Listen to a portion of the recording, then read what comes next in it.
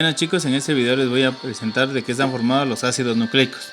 Los ácidos nucleicos existen dos tipos, que son el ADN, el ácido desoxirribonucleico, y el ARN, el ácido ribonucleico. Ambos están constituidos por unidades que se llaman nucleótidos, que es decir, son sus monómeros. Los nucleótidos están constituidos a su vez por tres partes: el grupo fosfato, el azúcar ribosa, en el caso del ARN, y una base nitrogenada. Y en el caso del ADN es un grupo fosfato, el azúcar desoxirribosa, porque acá falta un oxígeno, y la misma base.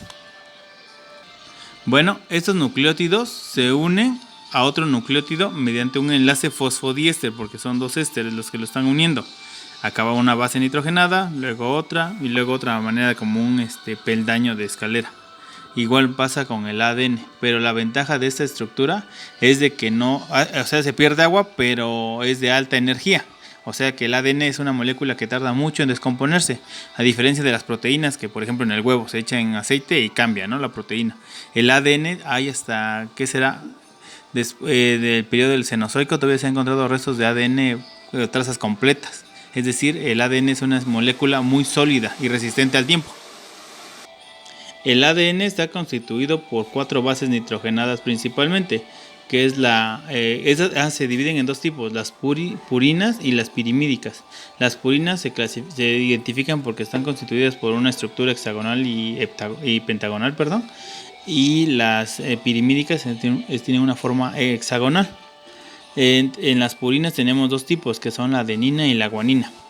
Y de las pirimídicas tenemos la citosina y la timina en el ADN, y la timina es reemplazada por el uracilo en el ARN. Acá tenemos los nucleótidos. Bueno, nucleócido se le llama cuando no tienen el grupo fosfato, y nucleótido cuando tienen el grupo fosfato. Dependiendo a la base nitrogenada que tengan, cambian el nombre. Por ejemplo, acá tiene la adenina, entonces esto se llama adenosina de monofosfato, porque nada más tiene un grupo fosfato. Esta tiene la guanina, entonces ya se llama guanosina cuando está el nucleótido completo, el azúcar y el grupo fosfato. Y esta, que es citosina, se llama citidina, porque ya tiene el grupo fosfato y el azúcar. Y el uracilo sería uridina, porque tiene el uracilo, el azúcar y el grupo fosfato. Les comentaba que esas moléculas se forman por alta energía. Acá, cuando la base nitrogenada tiene 3 grupos fosfatos, estos grupos fosfatos para unirse requieren gran cantidad de energía, y cuando se rompen liberan igual gran cantidad de energía. Entonces acá, si nos damos cuenta, podemos ver que acá que tiene 3 grupos fosfatos, y acá se pierde un grupo fosfato y ya queda unido a otra cadena. Perdido los 2 grupos fosfatos y queda unido el fosfato a la cadena original, digamos, que se le va agregando. ¿Sí? Entonces estos enlaces son de alta energía. ¿Ya? El ADN presenta una estructura de cadena doble, porque es una cadena. Acá es una cadena que mostramos hace rato, y ese se une a otra cadena. Los que forman como los pedestales de una escalera son los grupos fosfatos y la azúcar ribosa, y los que forman cada uno de los peldaños es la unión de 2 bases nitrogenadas. Siempre la adenina se atrae con la timina en el ADN y la guanina con la citosina, ¿sí? Entonces genera una estructura de espiral. Esa es una forma común, digamos, pero también puede presentar esa estructura como más curviada. Pero esta es la estructura, por así decirlo, en 3 dimensiones del ADN. Bueno, acá notamos cómo se atraen la timina con la adenina, generando puentes de hidrógeno, que es un enlace débil, pero por el agua, como está en un medio acuoso, hace que esa estructura sea rígida. Acá está la citosina atraída por la guanina. Si se viera desde arriba, generaría como estos polos. Sí, digamos con una vista polar, se vería acá, no sé, aquí está la citosina atraída con la guanina, y a su alrededor que van girando los grupos fosfatos, como si fuera una escalera de caracol en un mismo eje. Acá se vería como una forma de, si lo representáramos con esferas de unicel, por así decirlo, cada uno de los elementos, así se vería la estructura del ADN.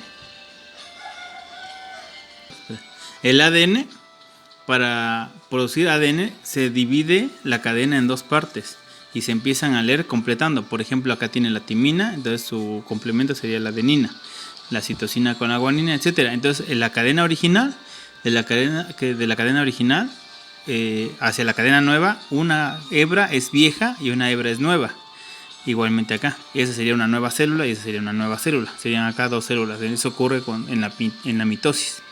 Entonces se dice que cuando ocurre esto en el ADN es un proceso semiconservativo. Es decir, hay una hebra vieja de la madre y una hebra nueva en la hija. El ARN, en cambio, es una sola cadena, es monocatenaria.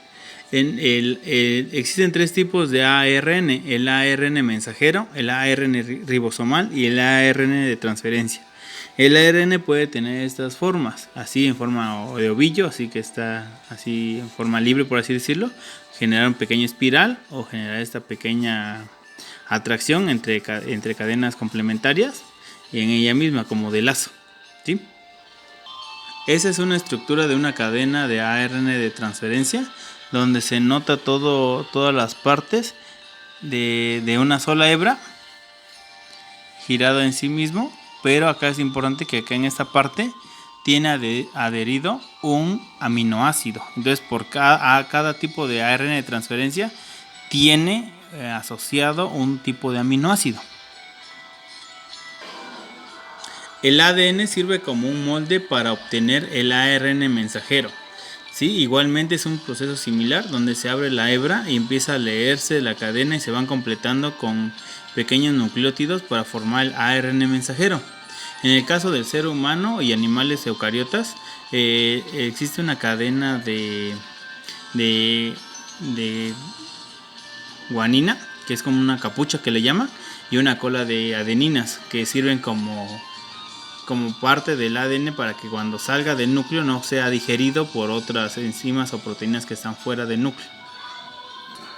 Acá tenemos un ejemplo de la cadena del ARN mensajero que se va leyendo de 3 en 3 nucleótidos.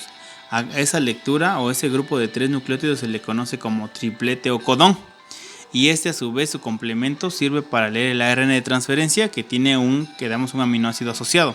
Entonces aquí nos damos cuenta cómo se está ejemplificando ese símbolo, está representando un ribosoma. Ese está haciendo la lectura del ARN mensajero que va leyendo de 3 en 3 como si fuera un vocabulario y va diciendo qué ARN de transferencia se necesita para que se pueda formar la cadena de aminoácidos que a su vez van a dar la proteína.